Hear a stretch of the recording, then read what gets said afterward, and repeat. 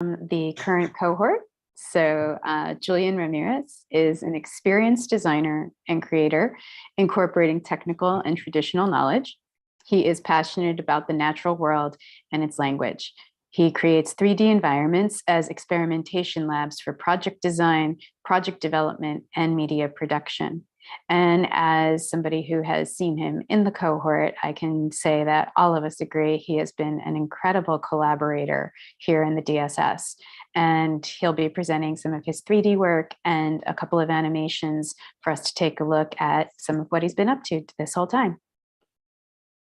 Thank you, Mariette. You're welcome. I'm gonna just present a few graphics here. I'm gonna talk a little bit about my story and the experience here with the DSS. Second.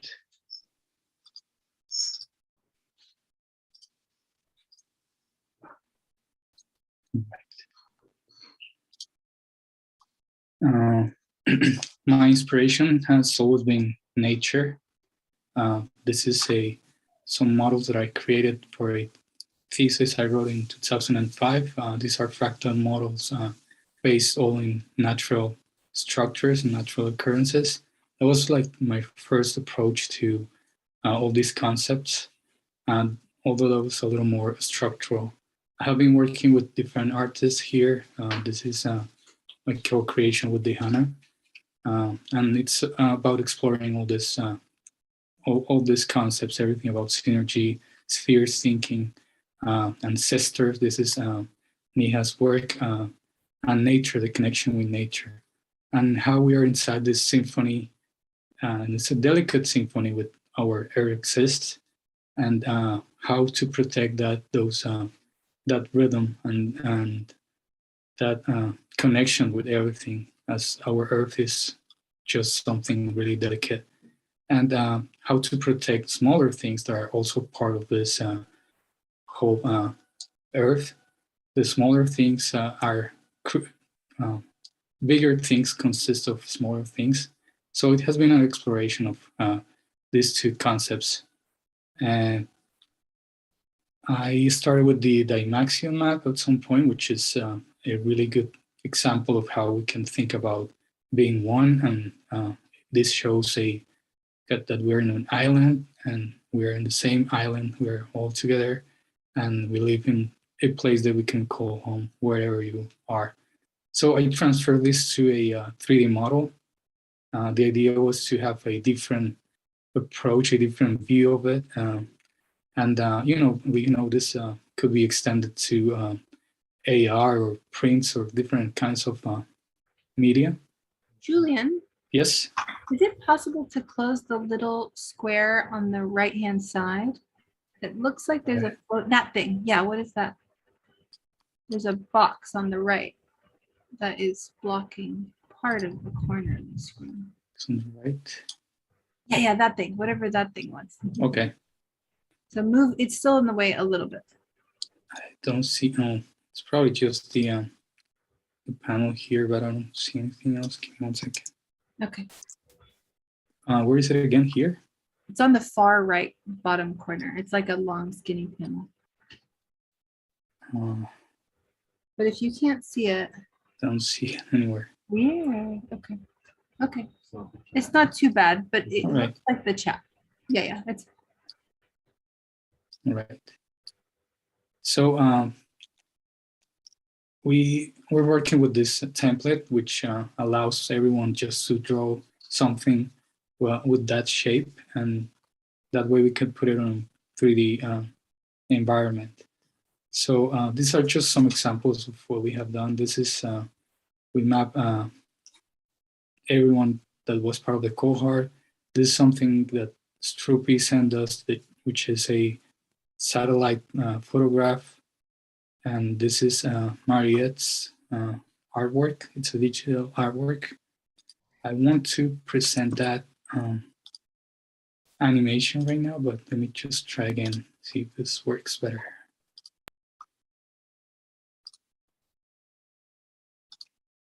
Better? It's only taking up a little tiny corner. Oh, yeah. Here we go. All right. Okay, perfect.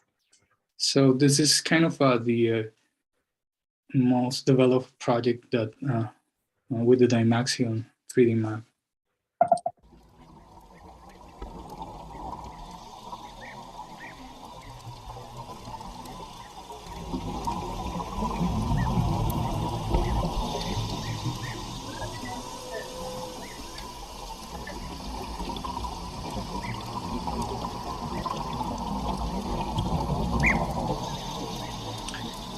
It's a combination of digital work and some additions on the 3D environment.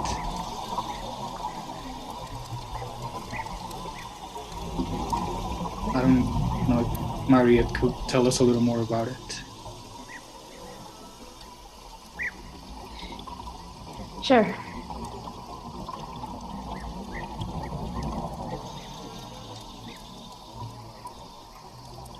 We may have to put the volume on that down a little bit. Okay, great. Yeah.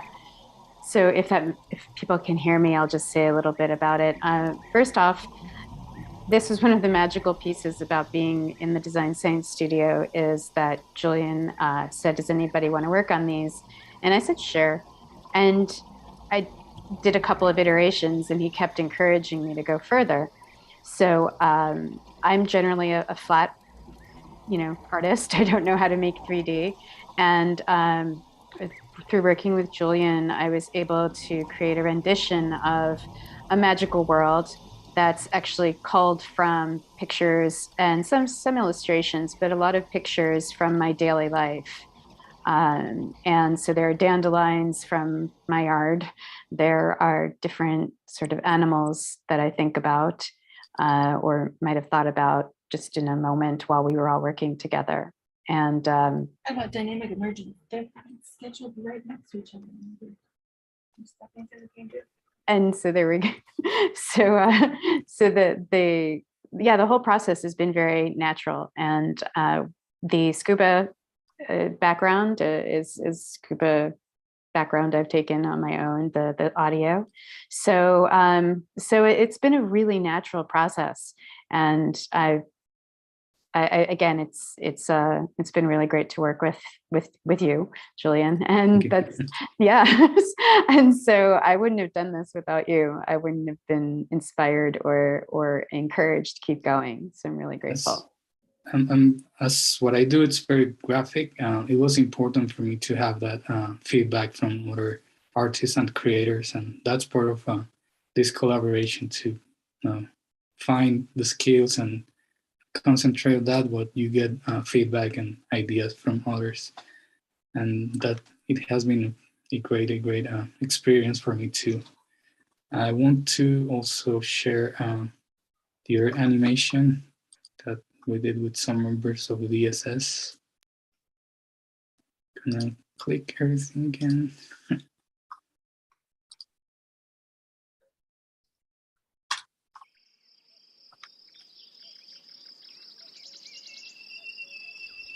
You have felt nature was being polluted on the earth, and auras were fading. You ask, show me what I need to know. Please guide me to a place of healing and empowerment for myself, others, and our earth.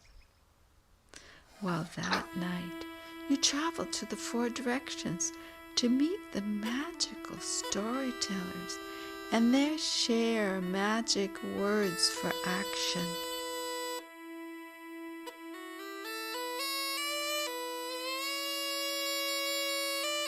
Starchild first traveled to the South Sun Portal, which has a platonic cube where the gratitude storyteller lives. The gratitude storyteller says, you must say the magic words, I and gratitude are one. I love gratitude. I will take gratitude action for myself and the earth.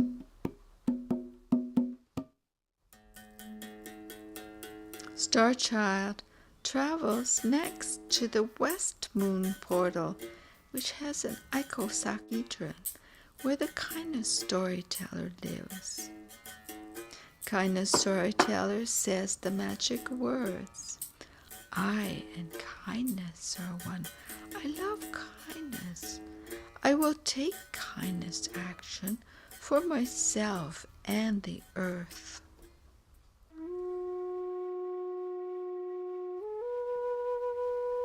Starchild travels further to the northern portal of the moon, which has an octahedron where the peace storyteller lives. The peace storyteller says the magical words. I and peace are one. I love peace. I will take peace action for myself and the earth. Starchild travels to the eastern portal of the sun, which has a tetrahedron where the creativity storyteller lives. The creativity storyteller says, what exists in the galaxy exists in the solar system and on the earth and all living things.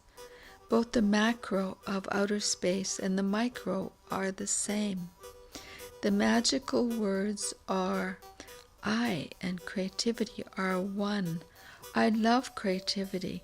I will take creative action for myself and the earth. The last place the star child travels to is to the center of the medicine wheel, the portal of the dodecahedron. Here there are butterflies. You see the transformation storyteller. She says the magical words, I and transformation are one.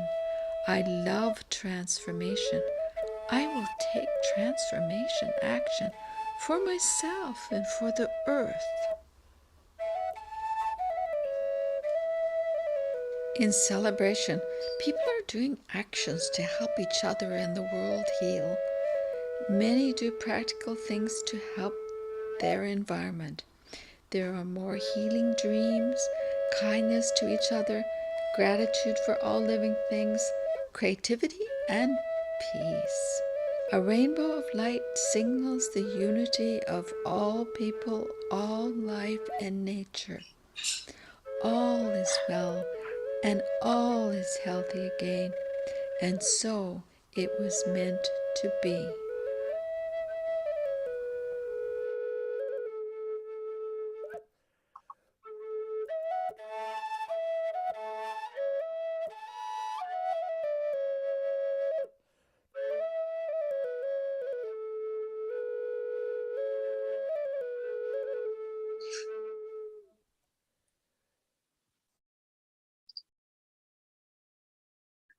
Thank you, everyone. I gotta say thank you to all the cohort. All this work has been crafted through conversations and interactions of everyone, and it has been a great experience. I say thank you, DSS, Vision Train, Buckminster Fuller Institute, Happy to everyone. It's amazing, an amazing experience. Thank you. Yeah, Julian, you have stepped in on so many different projects, and the emergence, the dynamic emergence that we hear echoing all around us is something that I think we've all really attuned to, especially in this last week here, as we've come and shared our projects and intertwined our hearts and have an incredible story to share with the rest of the world. And I just am so honored to have witnessed this all with you all. And Julian, you've been a gem. Just thank you so much. Yeah. Yes. Wow. I guess we're going to move on to the next way of perceiving, of actually understanding, of taking in, absorbing. And we each do that in our own very special way. And I'm going to introduce a very special person who's going to share some of that about herself and the work that she does. And that's Stephanie. And Stephanie's work grows out of the space between art and nature. Her work invites us to wonder, play, expand, and explore. Stephanie believes creativity is our birthright and finds many ways to guide and facilitate that process in herself and for others. She is an immersive artist, photographer, educator, bridge builder, and a weaver. Her work connects us to the nature of who we are and ultimately where we fit in the cosmos. And right now, we are Sphere with Stephanie. Welcome, Stephanie. Hi, Mark. Thank you so much. And thank you all.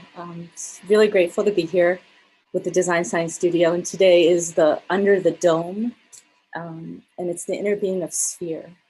And that's this day 10 of our 11-day Regenative.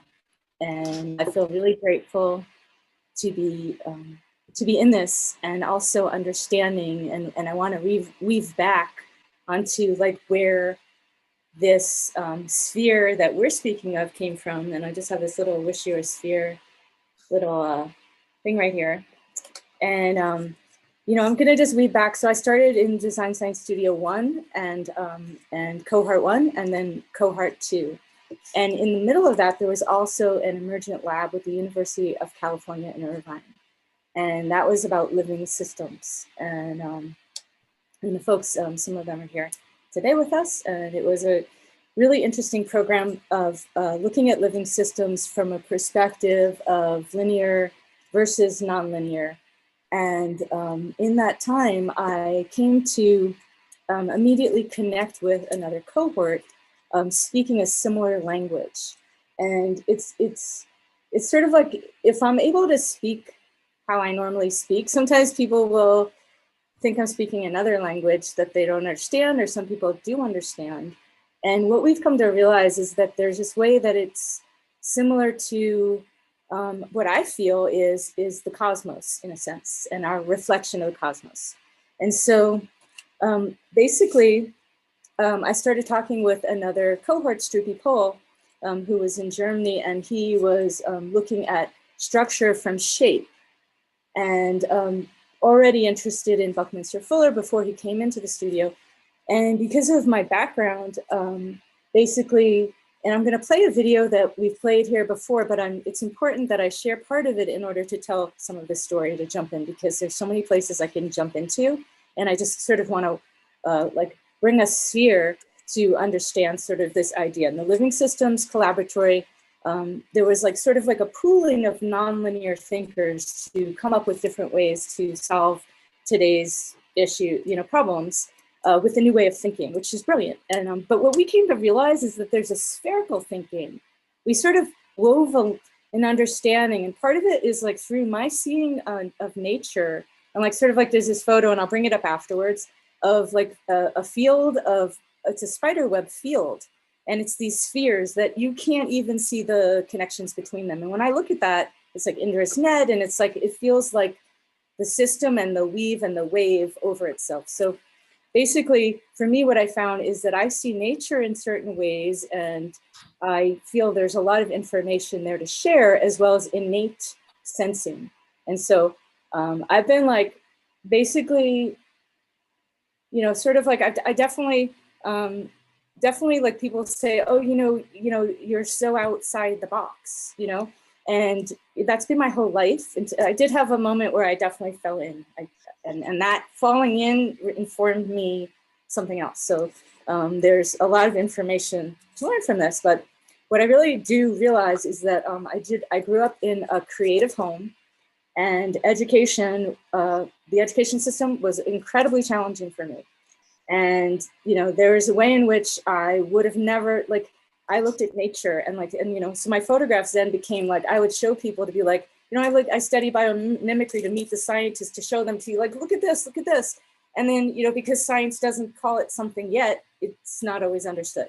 So basically, this spherizing is sort of this understanding. And I believe that Buckminster Fuller was trying to teach us this, that he couldn't really see so well and hear so well in certain ways. And he felt structure, and it wasn't the box that everybody thinks. And so Strupi was like very much about unboxing things. And I was very much thinking that it was instead of a hierarchical triangle, it was a equilateral triangle. And because I didn't study math, I also had this idea, and I'm going to slow down a little because I get so excited and I have so much to put in. But I kept playing around with this idea that Einstein sort of like, the end of his life, I heard that he wished he was a plumber because what he used turned against things. And I kept looking at that equation and thinking like all the conversations are stacking on each other. And, I just want to bring back to this unless I don't cover it afterwards, but we're going to be doing these. So basically with Stroopy, we created this fuller feedback systems. And it's really like talking about how when we have our feedback loops in place and we think of the space between things and the membrane and the dynamics of shape and structures that actually build and grow, we learn whole new things. And from that, we can build the living systems and the playgrounds of life and like share and show this stuff so kids get this in their education. And so there's a lot to say with that. Though I just keep wanting to come back to the fact that shape and structure, like we've come to understand that the structure that has been boxing us in can't hold us, and it doesn't. And everybody's totally stressed out, and the vagal system and nervous system is totally like we've been really traumatized and traumatizing each other in this society as so far, because when we split the atom, we turned it on itself this way. And so everything is this way. So we're looking from different shapes and ways now in the change of shape. And so I'm going to, this is what I was going to say before. So from here on, we are going to be creating these wonder wisdoms to pool information in a different kind of feed, adding in, and like we believe that, we were born into this design science studio, and in the Living Systems Collaboratory, I came up with a project called Tuning the Vessel, because I realized what Buckminster Fuller was trying to say is that if we don't get into integrity, and the system won't hold us. But when we like look at nature and how nature's solving it, people get lit for life on like little things because they see the solutions within them for bigger ways to do this. And so, lots to say about it. And so many people have influenced me, and so many stories that, pulled me in, because I was pulled by things, because my eyes didn't like fuse like this, where the paper and reading was so easy. They kind of more had a wider gaze. And that's sort of like as babies, we have a soft gaze because we don't have the muscles yet to pull them in. And there's so much dimensionality in that. So like there's so much to say, and sensing and all this stuff. I have so much to share on so many fields, and I'm so grateful to be here because there's so many places where we're coming together, and we've watched emergence happen. We've watched it in the studio through time, and like we're seeing it happen, and just really grateful because it's synergy. And when we take energy and we stop using it, like we keep kidding around, like not kidding around, but it's true. We're not trying to make a living. We're trying to make the living systems that make us thrive, that we thrive in. And like I feel and we feel with these structures, we can do this. So I'm going to play this little video. And I mean, I might be actually out of time to even do that. But I can just actually, instead of doing that, because I do think I'm close to time, aren't I, Roxy? I see you smiling back there. You're okay. Okay. How many minutes do I have? Sorry. You have 15 more minutes. There you go. Okay, so I'm gonna share my screen and play a video right now. And like I said, I've played this, and I'm gonna just share this. I'm gonna make sure I have the audio correct here. What are you seeing now? Just me. Sorry. If you wanted to have the audio, you'll need I got it. the audio button. The audio button. Yeah. So when I share, it should be sharing this. Yep, optimize for video and click audio. My first memories You see was it? standing right up And just push close expand so it's to a bigger. television set. And the reason why I did Let me just go back here. Looks perfect. Thank you. one of my very first memories was standing right up close to a television set. And the reason why I did that was because I went up to turn it up all the way. I couldn't hear it, yet I was so delighted to feel it, to feel the sound. and to see the light undulating. It was such a beautiful memory. I was 2, and it was pretty much the same time that my mom realized that I was having a hard time hearing. That experience informed me of something, of feeling sound and seeing vibration like this picture. So between 1 and 5, there's this inner tripod that forms, and the senses go on top. Well, if there's an issue with ear infections, hearing, eyes, head trauma, emotional trauma, the information might not go where it needs to go. That happened for me, and I believe many people. I was challenged by things that really weren't understood until later, like being very right brain in a left brain world. I didn't have full-on stereo vision, and focus was an issue. Well, how does one focus and concentrate when one's eyes aren't moving smoothly or tracking properly? Tracking became one of the sensory exercises that I did, and it was from that experience that I created this photographic series called A Light Between Heaven and Earth, which is birds in flight. The study of birds and nature and what I was seeing within it led me to the study of biomimicry. Biomimicry is the study of nature, and instead of bioutilizing, it looks at the blueprints. Well, I've been studying spider webs, and webs have become a fascination for me. When I think of spider webs, I think of how we are in utero. We're undulating in this field, and the spiders are on that field, and on that web, and in the movement. And they build those webs and rebuild them each day, and in feeling the field around them, they can respond to the vibration. If something gets caught, they know where to go. They feel it. They actually tune it. To me, it's a great example of a feedback loop. Well, something that I noticed was in my right ear, it felt like the sound wasn't bouncing back. Well, if people can echolocate, which they can, then sound bounces back. I felt like I wasn't getting that feedback information in my right ear, which meant maybe it wasn't going to the left side of my brain. I also learned about mirroring, which is crossing over the brain. The thing about mirroring is it's so embedded in the way we learn in those formative years of our lives. We're mirroring our parents and everything around us. So I thought about mirroring in the sense of giving the other side of my brain information it wasn't normally getting. So I did an experiment. And in the experiment, I took an existing stereo microphone. So 2 mics, a left and a right, and I swapped them. The channel from the left went to the right, and the right went to the left. And I walked around the world, bringing in the sound of everything around me. The thing that it did was it calmed my nervous system and brought me into a different state. The experience was so enjoyable because it's not just amplification, it's feeding new information. So my brain was getting this new information from the environment around me. So you know what it did? It fixed my stereo vision.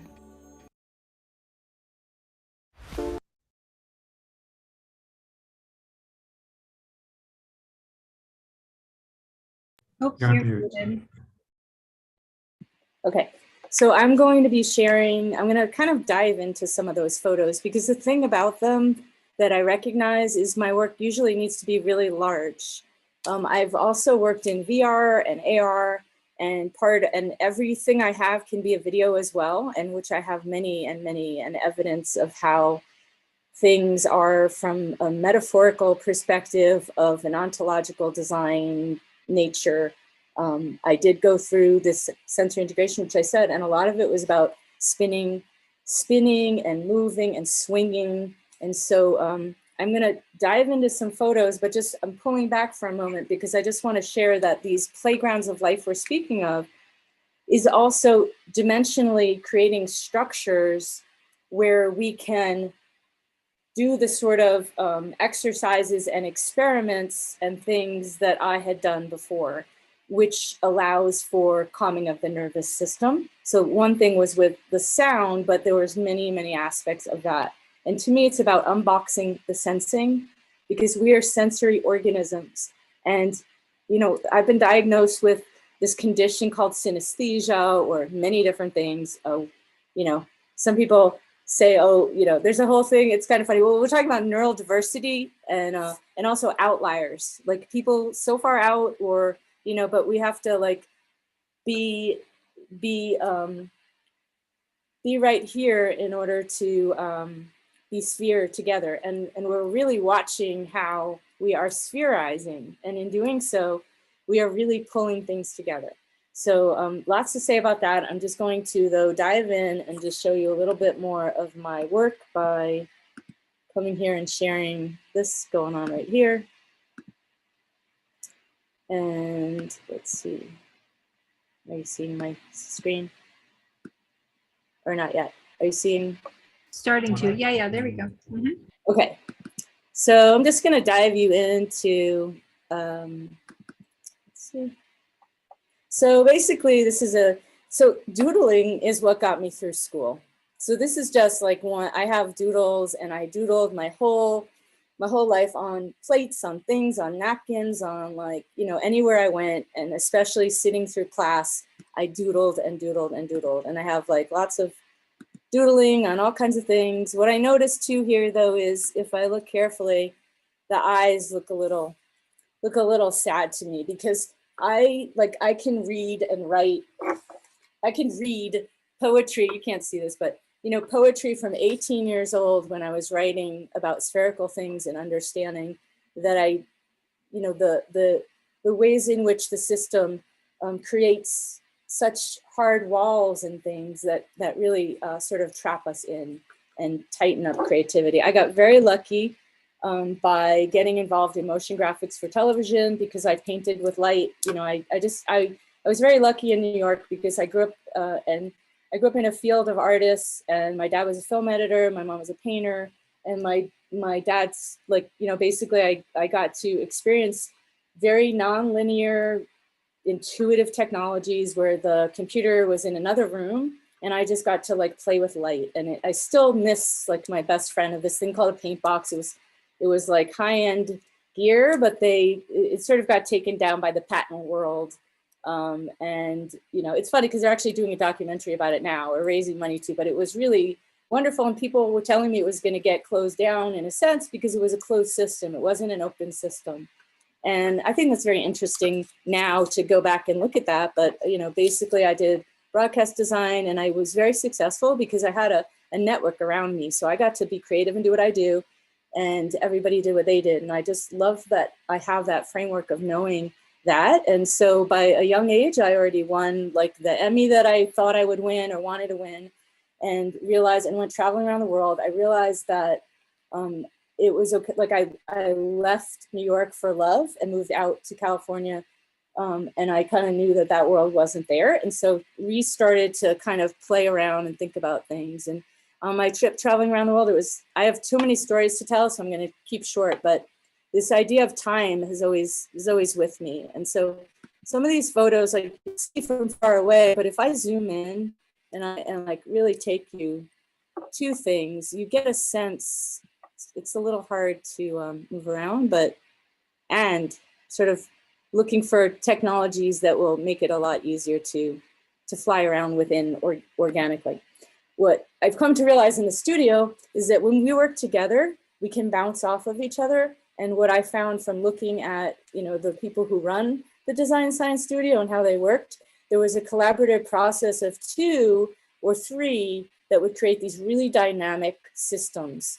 And see here, you know, 2 makes 4 eyes, which takes me to Stroopy's information, which we can go to afterwards or a different time, perhaps, when we go into the Wonder Wisdoms. But, you know, so I've always seen things that, you know, like, it's sort of like, I don't really have the technology yet to share the way that I want to see as immersively as I can.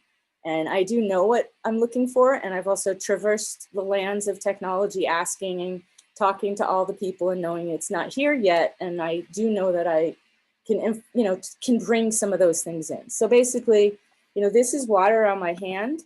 And I just want to take you into these fields because, as you know, as we just heard before about emergence and, you know, electromagnetics and all these things in water, it's all right here. This is a little hard to see, but I think that it's my finger with water on it. And this one I keep showing. And, you know, the other thing also is just to say that these are all boxes because the technology still has to be created in order to make them in a different way.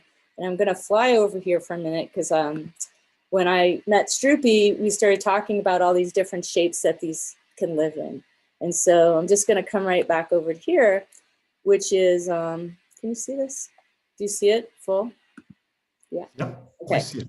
Okay, so this one is, this was a plastic bag that was vibrating with music. So basically it's a photograph of a plastic bag.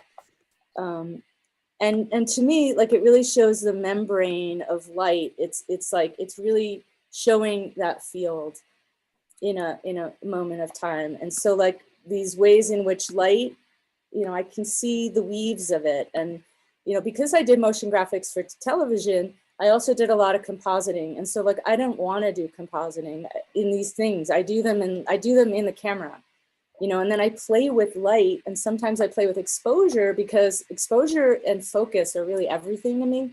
It's sort of how you look at it and how you look at it in different lights and time and all these things. So just, Here we go. what's that? Oh, I'm sorry, I don't hear you. Okay, so here was an experiment that I did. I believe that I can see the sound of dolphins, like the sound of them underwater. Like, so basically I did an ontological experiment, you could say, where I wore a monofin for quite some time, and I would do breathing exercises, staying underwater as long as I could, so I could play with the rainbows underwater. And this is, the middle one is me at the bottom of the pool, so I'd wear a nose plug, and I would spin with my head and just like really just play. And this is me blowing a bubble, and that's where it's breaking at the surface. And so, you know, sort of like it was it's my study, because I believe that we will learn so much research, and it's also the above and below and like water, and there's so much to learn from sound and sonar and all these things that, you know, can be learned from in a different way. So basically, I'm gonna go on back here. So just to dive into different images that, you know, brought up questions for me. Like, this is a spider web. And what I became fascinated with was like that loop that's in there. You know, like, I didn't ever hear about that or read about that. And I, you know, it's sort of like these things that you see in them. Here's another spider web. Let me just move back to this. Sorry. Sort of. What I feel is that this is information on light, and this is part of like signaling and things that, you know, we can use in the way that we share and show things. And so this is water on the web, and it's undulating. So it's just a spider web moving just a little bit.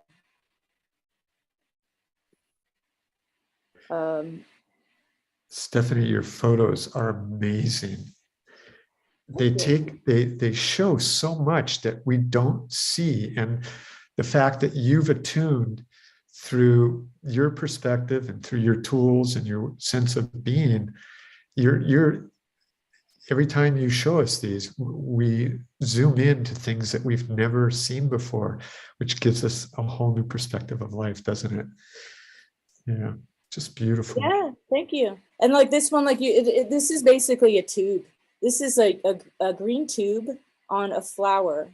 And so it's picking up everything, and that tube, and what I love is that the shape of the reflection almost looks dimensional. So it, you know, it's like there's so much dimension to me that's what I realized, like having stereo vision and then this hyper vision. And, you know, there's a lot of folks who are blind. I want to share this one because I think it's important, who have told me that they see, like, because I have people say, oh, it's blurry or this or that for some of my images, you know, and it's really that I'm looking for a particular one. And it's really that it's depth, it's dimensionality. Like, again, I think I've shared this before, but when you zoom in, when you zoom into anything, you just see, you know, you just see more and more and more and more. And I want to share this because it was so moving today, but I'm up at Mount Shasta.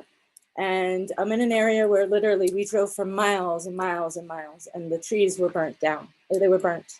And we went to this land that was being held really for holding land for years. And there's life on it. And there's obviously water supply somewhere on the land. And so that stayed there. And when we looked at all the burnt areas, we saw new growth all over the place. We saw the brightest of greens growing under all of it. And I think that like what I noticed was I leaned down and there was like the teeniest, beautiful purplish flower there. And when I like zoomed all the way in, like it was like, you know, scale is so important, right? We think we understand. And it's just like, this stuff is like minute right here. You know, it's like, I don't have to go that far to see all this stuff. And the beauty is I can share it. So this one I just want to share because we're going to talk about fascia. And, you know, this is a soap bubble. I love soap. I love bubbles. And the way it almost looks like a vein in the texture of the way that it grows in waves, it makes waves. And I think that a lot of us can see waves and energy. And this is where I said, like with synesthesia, let's unbox it because we have these innate sensings.